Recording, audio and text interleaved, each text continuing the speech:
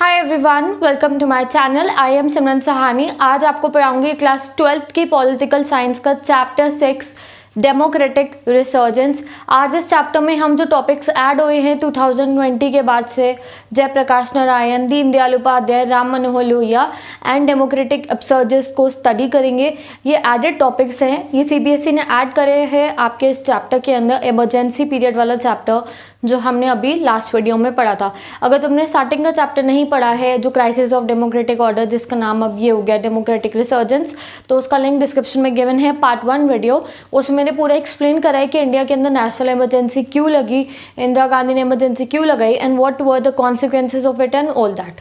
अब हमें इन लीडर्स के बारे में बताया गया है। देखो अब क्यों इन लीडर्स का टॉपिक ऐड करा है, जयप्रकाश नारायण, राम मनोहर लोहिया, दीनदयाल उपाध्याय, इसलिए ऐड करें। देखो स्टार्टिंग के इलेक्शंस में कांग्रेस की डोमिनेंस थी। हमने पढ़ा era of one party dominance में, पार्टी सिस्टम चैप्टर में, कि स्टार्टिंग के जो 3 जनरल इलेक्शंस थे कांग्रेस की डोमिनेंस थी। फिर धीरे धीरे जो आइडियोलॉजी थी, जो लोग थे, अब वो ब्रिटिश राज से बाहर आ गए एंड लोगों को अब नए तरीके चाहिए थे। जयप्रकाश नारायण, राम मनोहर लोहिया, ये लोगों के सामने एक बिल्कुल ही पॉलिटिकल रेवोल्यूशन की थ्योरी इन्होंने सामने ला के रखी, दैट किस तरीके की चीज़ें हम अपनी सरकार से डिमांड करते हैं। जयप्रकाश नारायण ये आप कह सकते हो हमारे आफ्टर इंडिपेंडेंस के महात्मा गांधी थे। He was like Mahatma Gandhi को बहुत मानते थे ये फ्रीडम स्ट्रगल के टाइम से। उनकी आप कह सकते हो he was his follower and वैसे ही इनके धरना करने का तरीका था, जैसे हमने अभी लास्ट वीडियो में पढ़ा था कि इन्होंने जो बिहार मूवमेंट करता है, इन्होंने कहा था that will be non violent. And इनको बिल्कुल भी पार्टी पॉलिटिक्स में जाने का कोई शौक नहीं था, यानी कि कुर्सी का इन्हें कोई लालच नहीं था। Jayaprakash Narayan he was a social activist. जब ये अगर इन्होंने जितने भी सत्याग्रह करे तो भी उसमें भी इन्होंने जब इंदिरा गांधी को खुली चेतावनी दी कि आप रेजिग्नेशन दे दो, तो भी इन्होंने कुछ अपने स्वार्थ के लिए नहीं करा था, दैट उन्हें खुद को प्राइम मिनिस्टर बनना था। No, he did it for the cause of the nation. He did because he wanted that अब इंडिया में ऐसा टाइम आ चुका है when we want a change in the society. हमें करप्शन हटाना है सोसाइटी में से। देखो तभी से, अभी तो इंडिपेंडेंस को कुछ समय ही हुआ था, तभी से इंडिया में करप्शन आ गया था। We were in a very bad situation. तो उन 3 हम पॉलिटिकल लीडर्स के बारे में डिस्कस करेंगे जो नई सोच लेकर आए हमारे इंडिया के अंदर, जिसने कांग्रेस के डोमिनेंस को चैलेंज करा। Then we will study the democratic upsurges, यानी कि क्या क्या इंडिया में फेजेस आए जब हमारी जो पॉलिटिक्स है वो अनदर लेवल पे पहुंच गई। That we will study in this topic. तो स्टार्ट करते हैं with Jayaprakash Narayan and the total revolution. Jayaprakash Narayan he and total revolution in detail. तो सबसे पहले जो 3 की फीचर्स जो बताए गए हैं जयप्रकाश नारायण जिनको एडवोकेट करते थे, वो पहला था कि फाइट अगेंस्ट करप्शन। सबसे पहला इन्होंने क्या कहा कि हमें फाइट करना है against the corruption. Second was principle of communitarian socialism. देखो सोशलिज्म क्या है, एक आइडियोलॉजी है जिसमें बोला जाता है कि सोसाइटी में जितनी भी रिसोर्सेज हैं वो सोसाइटी के जो लोग हैं उनमें इक्वली डिस्ट्रीब्यूटेड हो। मतलब ऐसा ना हो कि कोई लोग प्रॉफिट कमा के बहुत ज़्यादा अमीर हो जाए और कोई लोग सड़क पे खाना खा रहे हो, बिलो पॉवर्टी लाइन चल रहे, यानी कि अमीर और गरीब जैसी चीज़ नहीं होनी चाहिए सोसाइटी में। There should be a equal distribution of resources. This ideology is known as the socialism, यानी कि इक्वली डिस्ट्रीब्यूट होनी चाहिए हमारी सोशलिज्म आइडियोलॉजी के अंदर सारी चीज़ें।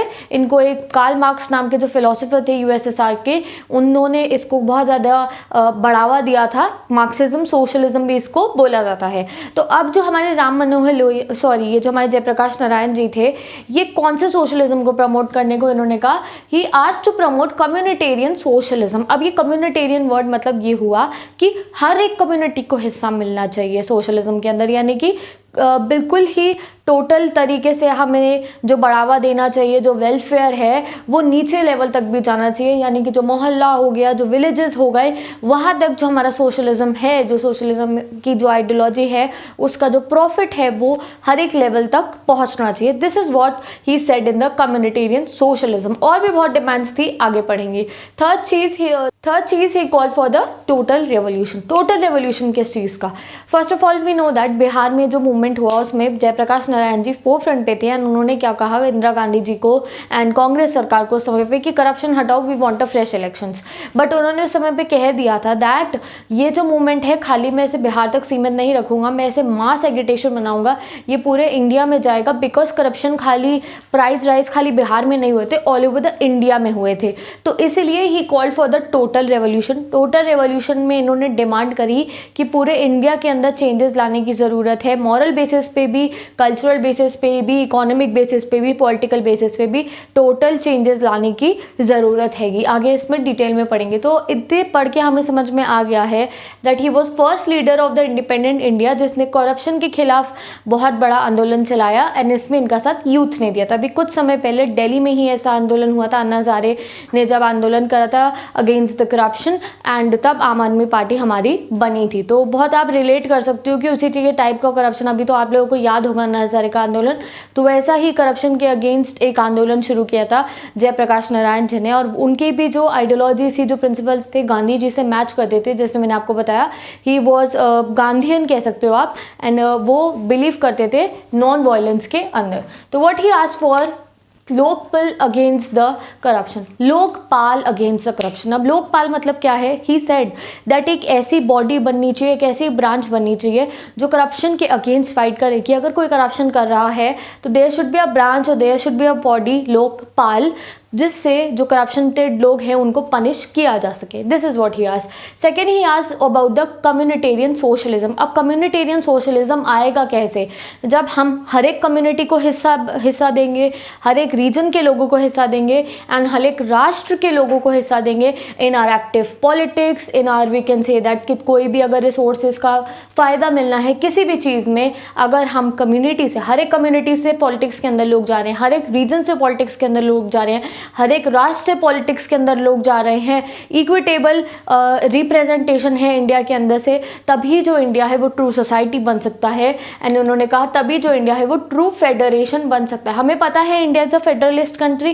फेडरलिस्ट मतलब कि हमारी स्टेट गवर्नमेंट है, एक हमारी यूनियन गवर्नमेंट या फिर कह सकते हैं सेंट्रल गवर्नमेंट है, पावर्स डिवाइडेड है उनकी, ये काम करेगा, ये काम करेगा। बट इन्होंने कहा कि खाली स्टेट एंड यूनियन गवर्नमेंट से कुछ नहीं होगा, सोसाइटी में चेंजेस नहीं आएंगे, सोसाइटी वेलफेयर नहीं होगा जब तक हम कम्युनिटेरियन सोशलिज्म का फॉलो नहीं करेंगे। हमें कम्युनिटी से, हर एक रीजन से और हर एक राष्ट्र से, ये वर्ड मेंशन करना ज़रूरी है इन कम्युनिटी सोशलिज्म कि हर एक कम्युनिटी से, हर एक राष्ट्र से और हर एक रीजन से जब लोग एक्टिव पॉलिटिक्स में पार्टिसिपेट करेंगे तब आएगा चेंज हमारी सोसाइटी के अंदर। तो यहाँ आपका कम्युनिटेरियन सोशलिज्म कंप्लीट हो गया। अब आपको पढ़ाती हूँ टोटल रेवोल्यूशन में जयप्रकाश नारायण ने क्या कहा।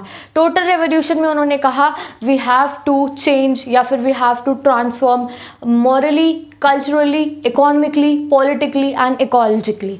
क्या हुआ? मॉरल मतलब कि लोगों को स्वार्थ भूलना पड़ेगा, अपनी स्वार्थ के लिए नहीं सोचना है, सिर्फ अपने लिए नहीं सोचना है। We have to be moral, हमें पूरे सोसाइटी के बारे में सोचना पड़ेगा। सेकंड चीज़ वॉज कल्चरल, यानी कि कल्चरल चेंजेस लाने की भी ज़रूरत थी। जो इंडिया का रिच पास्ट जो कल्चर है हमें उसको और ज़्यादा अपलिफ्ट करना था। इंडिया के अंदर ये जो डाइवर्सिटी है उसको यूनाइट करना था। हमेशा क्या होता है कल्चर के बीच में तो बहस चलती रहती है, मैं अच्छा हूँ, तो नहीं, हर एक कल्चर को एक दूसरे की इज्जत करनी थी। नेक्स्ट चीज़ वो थी आज for was the economic revolution, यानी कि जो गरीब और अमीर का डिफरेंस है वो ख़त्म होना चाहिए, वो गैप कम होना चाहिए, जो सोसाइटी है वो वेलफेयर हर एक को इक्वल पहुंचना चाहिए। एंड पॉलिटिकल रेवोल्यूशन में ही ओनली वांटेड दैट जो रिप्रेजेंटेशन है पॉलिटिक्स के अंदर, जो लोग आए वो विलेज लेवल से भी आए, वो लोकल लेवल से भी आए, कम्युनिटी से भी आए, हर एक रीजन से पॉलिटिक्स में आके लोग पार्टिसिपेट करें। जब लोग पॉलिटिक्स में पार्टिसिपेट करेंगे, जो वहाँ के लेवल के जो लोग हैं उन्हीं की डिमांड्स तभी पूरी हो सकती हैं। तो this is what he asked in the total revolution. एक और चीज इन्होंने कही थी right to recall. Right to recall मतलब देखो we all know that right to recall चीज़ में हम ये कह सकते हैं, वी ऑल नो जब भी इलेक्शंस आते हैं देयर आर मेनी लीडर्स, वो कहते हैं हम वादे करते हैं हमारे से, हम ये करेंगे, हम ये करेंगे, हम ये करेंगे, but then after the elections हमारी कोई मांगे पूरी नहीं होती और हम भी भूल जाते हैं। वी सिट डाउन, जस्ट क्या कर सकते हैं?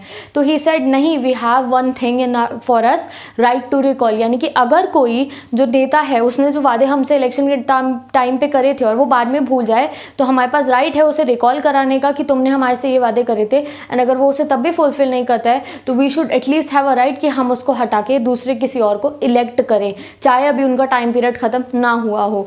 तो this is a thing known as a right to recall, कि आज द टोटल रेवोल्यूशन दैट हमें राइट टू रिकॉल को भी फॉलो करना चाहिए। अगर कोई लीडर जो है जो अपनी बातें पे काम नहीं कर रहा है तो उन्हें हटा देना चाहिए। जैसे इंदिरा गांधी ने प्रॉमिस करा था गरीबी हटाओ इलेक्शंस के अंदर, एंड देन इंडिया की हालत तो और बुरी हो गई थी। तो Jayaprakash Narayan asked her to resign, तो दैट मीन्स यही हो गया, जब तुम अपना वादा गरीबी हटाओ का पूरा नहीं कर पाए हो तो यू शुड रिजाइन। तो this is known as a right to recall. And secondly उन्होंने कहा कि हमें मोहल्ला समितिज़ एंड जो विलेज समितिज़ है इनकी जो इंपॉर्टेंस है उसको नहीं भूलना चाहिए, क्योंकि चेंज जो सोसाइटी में आएगा लोअर लेवल से आएगा। कौन सा चेंज? जैसे कि आप सोचो कि जो यूनियन गवर्नमेंट का, स्टेट गवर्नमेंट का कोई सरकारी ऑफिसर हैगा, उसे क्या पता है गांव में क्या चल रहा है? जब वो वहाँ रह नहीं रहा तो उसे क्या पता गांव वालों को क्या दिक्कत है, क्या प्रॉब्लम है। तो वो तो जो विलेज समिति है या फिर जो मोहल्ले की समिति है उन्हीं के लोगों को पता हैगा कि मोहल्ले में क्या दिक्कतें चल रही है, विलेज में क्या दिक्कत चल रही है। अगर उनका कोई रिप्रेजेंटेटिव पॉलिटिक्स में होगा तो ही वहाँ पे चेंज आ सकता है। तो हमें सोसाइटी के सबसे लोअर लिंक्स में जाके भी रिप्रेजेंटेशन देने की डेमोक्रेटिकली ज़रूरत है, तभी जो इंडिया है उसमें चेंज आएगा, एंड तभी जो हमारी डेमोक्रेटिक पॉलिटिक्स है it will be we can say that तभी वो सफल होगी। This is what he said कि मोहल्ले में से और विलेज जो है, जो जिसको हम कहते हैं ना पंचायत और म्यूनिसिपल कॉरपोरेशन, उसका रोल बढ़ जाना चाहिए। इसकी डिमांड करी थी जयप्रकाश नारायण ने। एंड व्हाट जो उनकी मेन फाइट थी अगेंस्ट करप्शन के लिए, उसमें उन्होंने ऊपर के लोगों को बोला कि तुम लोग बहुत कोशिश करो, पॉलिटिकल स्ट्रगल करो जिससे कि तुम लोग करप्शन हटा दो, तुम अपना लालच खत्म कर दो, एंड ये जो करप्शन है ऊपर के लोगों उसको खत्म करो। जैसे देखा है हम लोग कई बार डायलॉग के मारते हैं कि भैया ऊपर से करप्शन नीचे तक आता है का अंडर टेबल काम चलता है, under the table work, we say that. तो वी ऑल नो दैट ऊपर वाले अधिकारियों को क्या नहीं पता होता कि करप्शन हो रहा है, सबको पता होता है। तो वही चीज़ जयप्रकाश नारायण ने ऊपर के लोगों को कहा कि तुम करप्शन बंद करोगे तो नीचे लोअर लेवल तक करप्शन बंद हो जाएगा। और एक लोकपाल होना चाहिए, जो अगर कोई करप्शन कर रहा है कोई ऑफिसर, तो कोई बॉडी होनी चाहिए जो उस ऑफिसर को पनिश करे, जिससे कि आगे तक कोई करप्शन करने की सोचे भी ना। तो this is what he wanted in the total revolution, कि सोसाइटी में से करप्शन नाम की चीज़ खत्म हो जाए, सोसाइटी में लोग अपने स्वार्थ की नहीं सबके बारे में सोचे, इंडिया का जो कल्चर है उसको और ऊपर लेवल पे लेके जाए, एंड जो इकोनॉमिक डिफरेंस है अमीर और गरीब का जो गैप है वो कम हो जाए, सोसाइटी में रिसोर्सेज इक्वली डिस्ट्रीब्यूट हो। ये सब इनकी आइडियोलॉजीज थी। अब एग्जाम में जब क्वेश्चन आएगा इनके ऊपर, you have to mention about his total revolution, you have to mention about the communitarian socialism, जिसमें आप कम्युनिटी, रीजन एंड राष्ट्र वर्ड मेंशन करोगे तो तुम्हें मार्क्स मिलेंगे इन कीवर्ड्स पे। एंड यू विल टेल जब कम्युनिटी, रीजन एंड राष्ट्र लेवल पे डेमोक्रेटिक रिप्रेजेंटेशन मिलेगा, वेलफेयर जाएगा इन छोटे छोटे लेवल्स पे, तो इंडिया ट्रू फेडरेशन बन जाएगा। तो विद जयप्रकाश नारायण आपका second leader Ram Manohar Lohia and his socialism. तो सोशलिज्म मैंने तुम्हें बता दिया, मार्क्सिज्म, सोशलिज्म। तो राम मनोहर लोहिया सोशलिज्म तो प्रमोट करते थे, but he promoted a different kind of socialism. एक अलग टाइप के सोशलिज्म को इन्होंने प्रमोट करा जिसको कहा गया डेमोक्रेटिक सोशलिज्म। DS मैंने यहाँ शॉर्ट फॉर्म में लिखा है, डेमोक्रेटिक सोशलिज्म। इन्होंने कहा कि इंडिया, देखो तुम अपने घर में दूसरे के घर को देख के आग थोड़ी लगा लोगे। इनका कहना ऐसे वाला था, इनका कहना था कि ये जो सोशलिज्म है, मार्क्सिज्म सोशलिज्म, और ये जो वेस्टर्न कैपिटलिज्म है, ये जो USA की आइडियोलॉजी कैपिटलिज्म और जो USSR की आइडियोलॉजी है सोशलिज्म कम्युनिज्म, ये इंडिया के लिए बेकार है। इंडिया में जो सबसे सेट बैठती है वो कौन सी है? Democratic socialism. अब क्या है डेमोक्रेटिक सोशलिज्म? इसके 2 ऑब्जेक्टिव पढ़ते हैं। एक है इसका इकोनॉमिक ऑब्जेक्टिव, एक है इसका नॉन इकोनॉमिक ऑब्जेक्टिव। तो इकोनॉमिक ऑब्जेक्टिव में डेमोक्रेटिक सोशलिज्म के ये आता है कि फूड और हाउसिंग, ये 2 मेन चीज़ें इंडिया के हर एक इंसान को मिलनी चाहिए, छोटे छोटे लेवल पे जाके food and housing at least everyone should get. Secondly, what he wanted was democratic and justice, यानी कि डेमोक्रेसी एंड जस्टिस ये इंडिया के अंदर होना ही होना चाहिए। ये इकोनॉमिक हो गया हमारा objective, food and housing. Non economic objective में what he demanded was democracy established, और true democracy and justice should be established.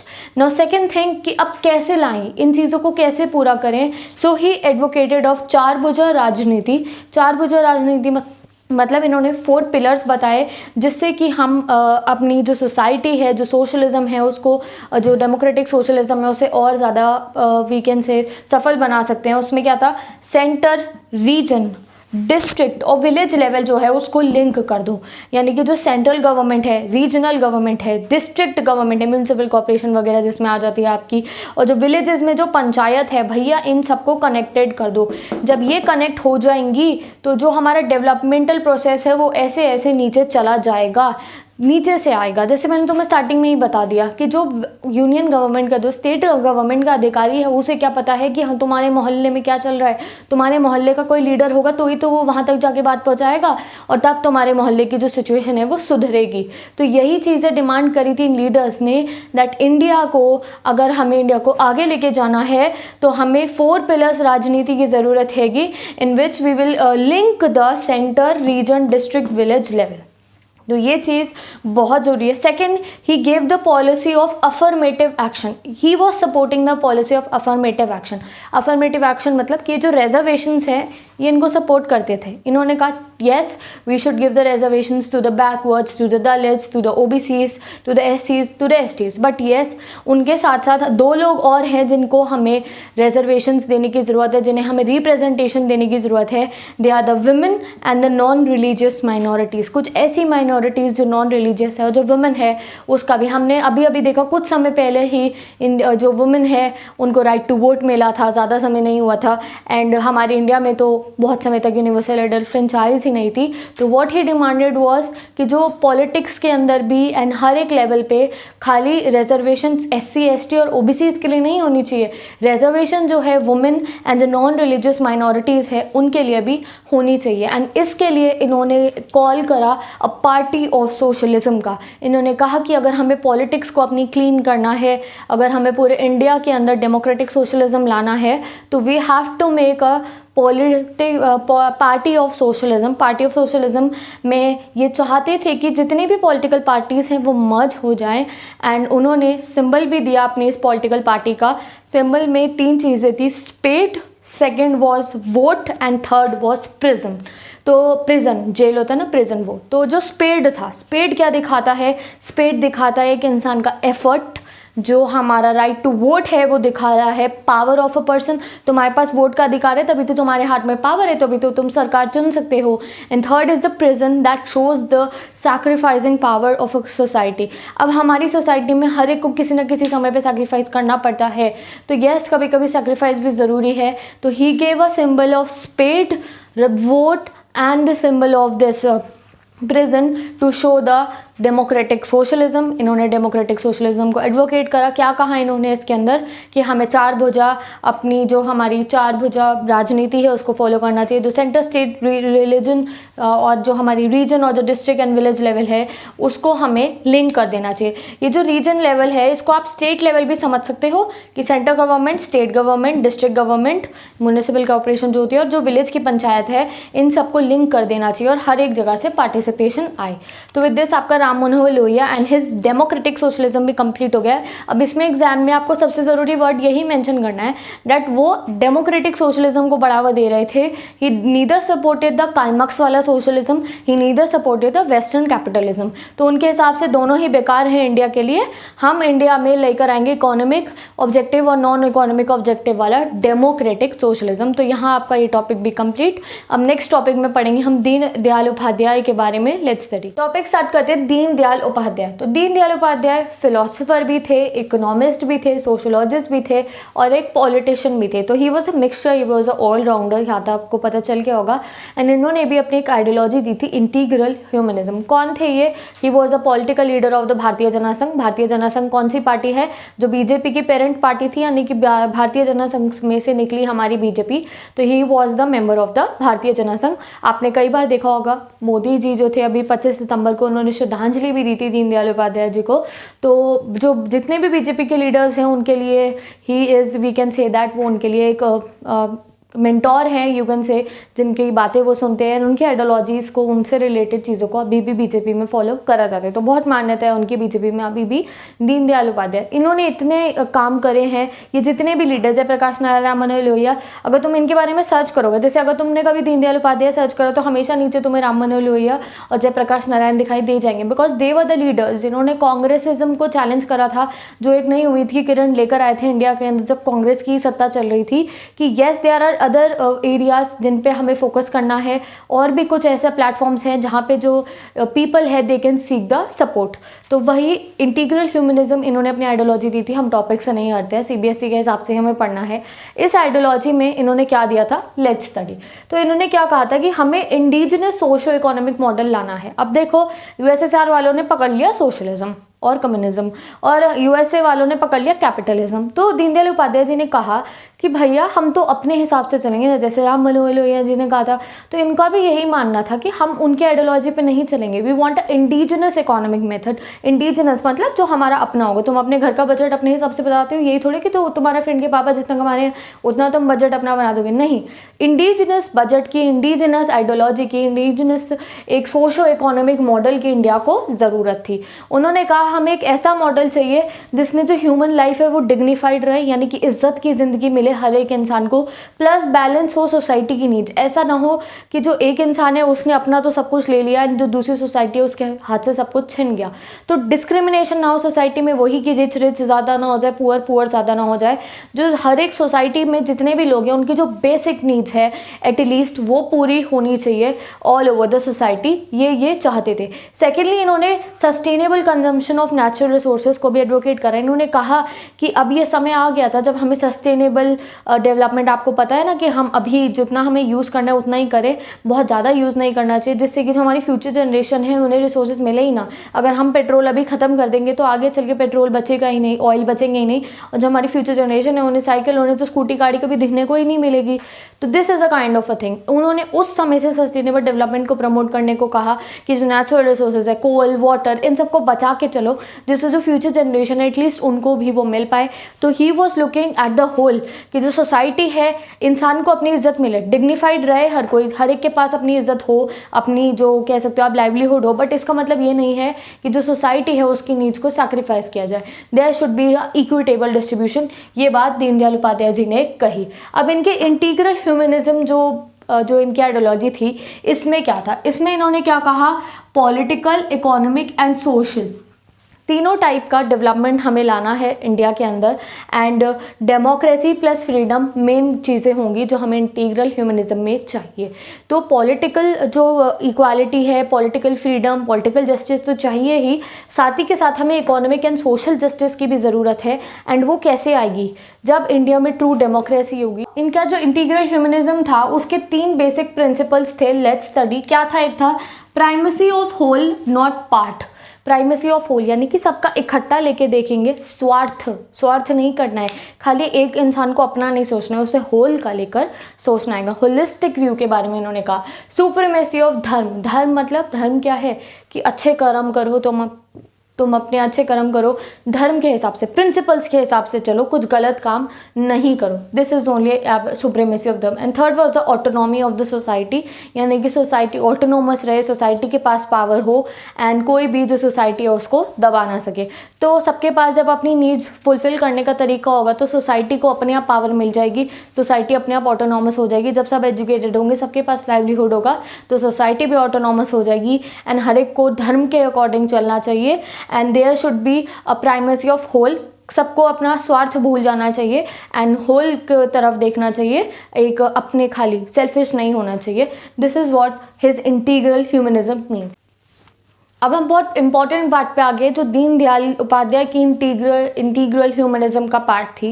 देखो, इन्होंने सोशलिज्म और कैपिटलिज्म को कट क्यों करा, कि वो बेकार क्यों हैं हमारे लिए, क्योंकि दे वर मटीरियलिस्टिक। ये सिर्फ किसकी बात कर रहे हैं कि सोसाइटी में इक्वल रिसोर्सेज हो। ठीक है, हमने भी इंटीग्रल ह्यूमनिज्म में बाकी सब में कहा कि इक्वल रिसोर्सेज तो हों, but at the same time उन्होंने क्या कहा कि purity of soul and mind को नहीं भूलना चाहिए।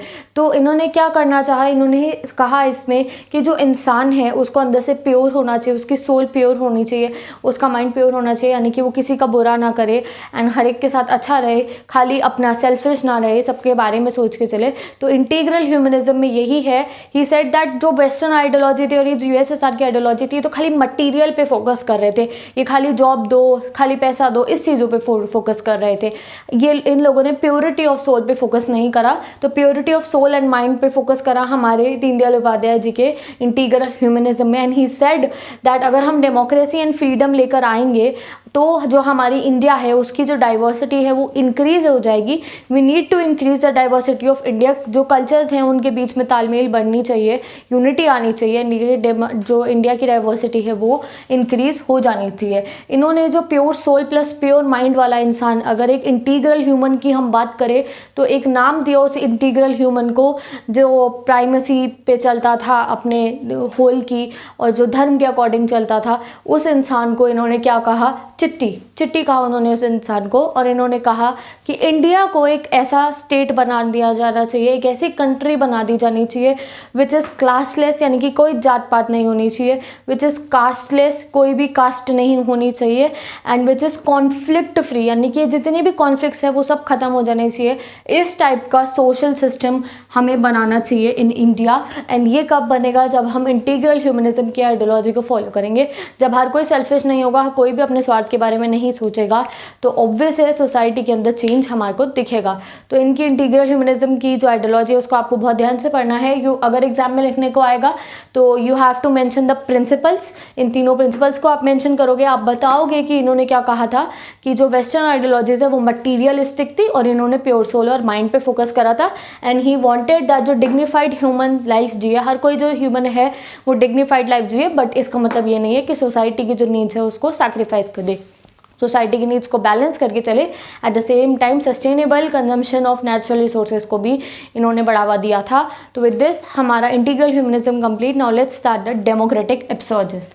डेमोक्रेटिक एपिसोड्स में हम वही पढ़ेंगे कि कौन कौन से ऐसा टाइम आए थे इंडिया के अंदर जब डेमोक्रेसी के लिए जो डिमांड थी वो बढ़ गई, जब हमने कहा कि अरे वाह, इंडिया में तो अच्छे से डेमोक्रेसी इस्टेब्लिश हो गई है। तो this is all we will study. तो पोस्ट इंडिपेंडेंस की हिस्ट्री पढ़ेंगे पूरी हम, कि इंडिपेंडेंस के बाद इंडिया में कैसे अलग अलग टाइम पे जो डेमोक्रेसी है वो लेवल अप हो गई। तो लेट्स स्टडी। तो फर्स्ट डेमोक्रेटिक अपसर्ज हुई थी 1950s और 70s के बीच में, जब इंडिया के अंदर राइट टू वोट की डिमांड हुई और इंडिया के हर एक जो अडल्ट वोटर है उसको राइट टू वोट मिला। और जो सेंटर और जो स्टेट है दोनों लेवल पे इलेक्शन हुए यूनिवर्सल एडल्ट फ्रेंचाइज के तहत। जो हमारा फर्स्ट जनरल इलेक्शन हुआ था उसकी बात हो रही है यहाँ पे।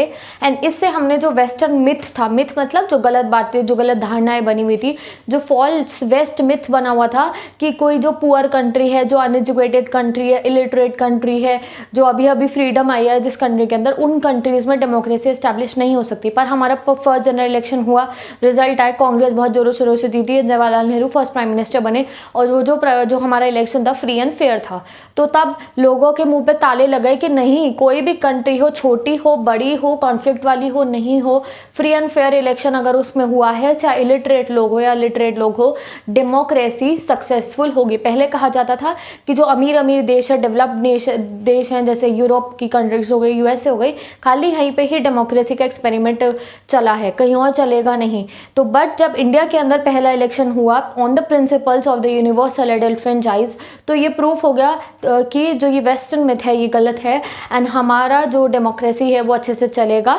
एंड हमारा जो फर्स्ट इलेक्शन हुआ था उसके बाद हमने पार्लियामेंट्री डेमोक्रेसी को अडॉप्ट करा। पार्लियामेंट्री डेमोक्रेसी मतलब कि जो हमारे प्राइम मिनिस्टर रियल हेड होंगे और जो प्रेसिडेंट है वो नॉर्मल हेड होंगे और नॉमिनल हेड होंगे। और जो यूएसए है वहाँ पे प्रेसिडेंशियल सिस्टम है, वहाँ पे आपने देखा है ना, प्रेसिडेंट सामने रहते हैं और हमारे प्राइम मिनिस्टर सामने रहते हैं। तो parliamentary form of government is the one जिसमें रियल हेड पार्लियामेंट के कौन होते हैं, prime minister, and nominal head होते हैं हमारे प्रेसिडेंट। और जो अमेरिका है वहाँ पे प्रेसिडेंशियल सिस्टम है। तो what we adopted was the principle of parliamentary democracy और ये हमारी पहली पॉलिटिकल अपसर्ज थी। हमने डेमोक्रेसी को लेवल 1 कर दिया था। अब लेवल 2 कब हुआ? जब हमारा सेकंड डेमोक्रेटिक अपसर्ज हुआ 1980s में। ये हुआ जब पॉलिटिकल पार्टिसिपेशन की डिमांड हुई। अब डिमांड करी ओबीसीज ने, एससीज ने, एसटीज ने, किसकी? पॉलिटिक्स में पार्टिसिपेट करने की। तो स्टार्टिंग में भी मिल गया था इन लोगों को, हमारी जैसी ही हमारी कॉन्स्टिट्यूशन बनी उसके बाद से ही जो रिजर्वेशंस वगैरह थी दैट वाज स्टार्टेड। बट नहीं, उसके भी और समय बाद 1980s में आप कह सकते हो सबसे ज़्यादा पॉलिटिकल रिप्रेजेंटेशन की डिमांड हुई बिटवीन द ओबीसीज, एससीज एंड एसटीज। एंड जब उन्हें पॉलिटिकल रिप्रेजेंटेशन मिल भी गया, यानी कि रिजर्वेशन मिल भी गई पॉलिटिक्स में सीटों की, तब भी जो योगेंद्र यादव जी थे उन्होंने कहा कि दलित्स को और जो बाकी क्लासेस हैं उनको उसका इतना फ़ायदा नहीं मिला, खाली पॉलिटिक्स में जाने से फ़ायदा नहीं मिला, उनका जो लिविंग स्टैंडर्ड्स था वो इंक्रीज़ नहीं हुआ पॉलिटिक्स में रिप्रेजेंटेशन मिलने से। उसके बाद भी जो दलित से ओबीसी है उनका लिविंग स्टैंडर्ड इंक्रीज़ नहीं हुआ।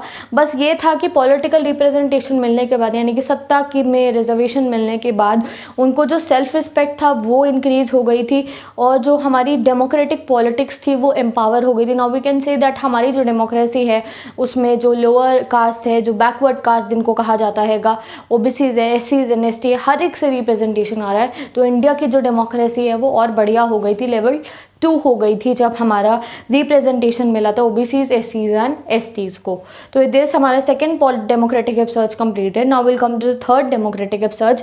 ये कौन सा है? देखो, जब इंडिया को ब्रिटिशर्स छोड़ के गए थे तो हमने प्रोटेक्शनिज्म फॉलो करा था, हमने अपने दरवाजे बंद कर लिए थे, नहीं कि हम किसी से भी फॉरेन ट्रेड नहीं करेंगे। किसी भी जो इंडस्ट्रीज़ होती थी उन लोगों के ऊपर बहुत ज़्यादा ट्रेड तारीफ्स लगाए जाते थे, टैक्सेस इम्पोज किए जाते थे, ड्यूटीज़ लगाई जाती थी, फ्री नहीं था कोई भी। अब तो जिसका मन चाहे वो कोई भी अपनी इंडस्ट्री लगा ले, पर पहले ऐसा नहीं था, सब कुछ स्टेट कंट्रोल्ड होता था, हमने प्रोटेक्शनिज्म को फॉलो करा था। बट जब 1990s आया, अब हम संभल चुके थे, बहुत समय हो गया था फ्रीडम को, तो हमने अडॉप्ट करी पॉलिसी ऑफ एलपीजी। इकोनॉमिक्स है तो आपको पता होगा, लिबरलाइजेशन, प्राइवेटाइजेशन एंड ग्लोबलाइजेशन। अब हमने दरवाजे खोल दिए इंडिया के और हम जो बाहर की मार्केट है, जो ग्लोबल मार्केट है, इंटरनेशनल मार्केट है, उसमें अपने कदम हमने रख दिए। हमने इलेक्टोरल मार्केट में अपने कदम रखे। We said this, yes we are free, आओ हमारे एमएनसी लगाओ, आओ हमारे साथ डील करो। जो ड्यूटीज़ थी उनके रेट कम कर दिए गए। Now everyone can open there. Private sector का रोल बढ़ गया। पहले कुछ ही सेक्टर थे जहाँ पे प्राइवेट जो कंपनीज़ हैं वो अपनी इंडस्ट्री लगा सकती थी, अपना कुछ खोल सकती थी, बट अब बिल्कुल ही वो जो रिस्ट्रिक्शंस थे वो ख़त्म हो गए लिबरलाइजेशन, प्राइवेटाइजेशन के बाद। अब जो प्राइवेट इंडस्ट्रीज़ है उनको बहुत बढ़ावा मिला और इंडिया की जो इकोनॉमी है वो स्पीड अप हुई आफ्टर द एलपीजी। और सेकेंड चीज़, जब भी एलपीजी फॉलो हुई तो क्या हो गया? Survival of the best. पहले क्या था? स्टेट जो है वो कंट्रोल कर रखा था स्टेट ने। स्टेट तो सबका वेलफेयर का, यानी कि जो गवर्नमेंट सबके वेलफेयर का सोच रही थी, बट नहीं, अब सर्वाइवल ऑफ द बेस्ट होगा। जो ज़्यादा प्रॉफिट कमाएगा, जो ज़्यादा देर तक मुकाबले में रहेगा, वो ही जीतेगा। एंड क्या हो गया था? अब स्टेट टू मार्केट। अब जो पहले जो सब कुछ वेलफेयर प्रोग्राम कौन कर रहा था? स्टेट कर रहा था। अब मार्केट कंडीशंस और डिमांड एंड सप्लाई पे हम आ गए थे, तो तुम समझ गए होगे, अब फ्री मार्केट है। नेक्स्ट चीज़ क्या हुई? Government to governance. पहले गवर्नमेंट रूल करती थी, अब गवर्नेंस जो है गवर्नेंस करेगी, यानी कि अब वो उसका काम बस देख रेख करने का हैगा। एंड थर्ड चीज़ वो state controller to state facilitator हो गया था।